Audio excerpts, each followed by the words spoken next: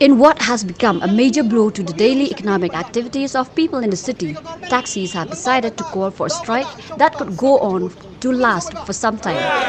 Taxi drivers are agitating against the steep and unchecked hikes in the prices of petrol and diesel, especially in the recent week, with a jump of at least 1.50 rupees per hike.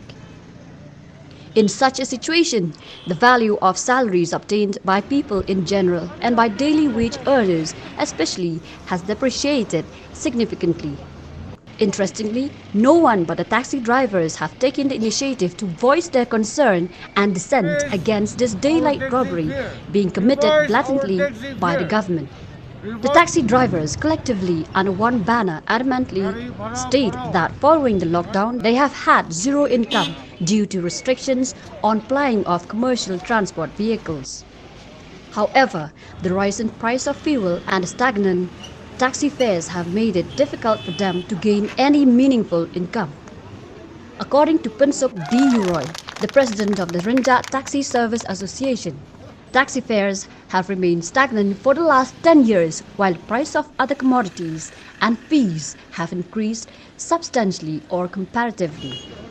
If the government continues to ignore their plight and voice, the agitation will be intensified further in the days to come.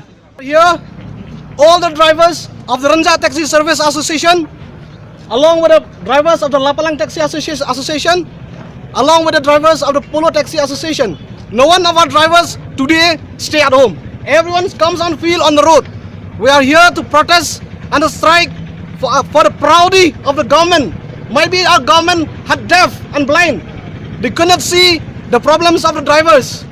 From time to time we have seen the government also, they didn't hear the problems of the drivers.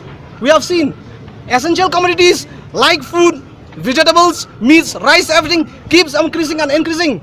The school fees of the children keeps increasing. Right from 2010s, when this current rate revised, we have seen in this 10 years, everything are increased. Food, the price of the food are increased.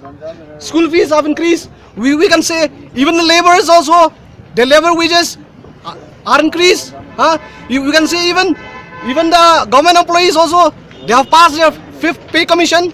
But we the drivers, the same fare we're running on 10 years. Can't you imagine?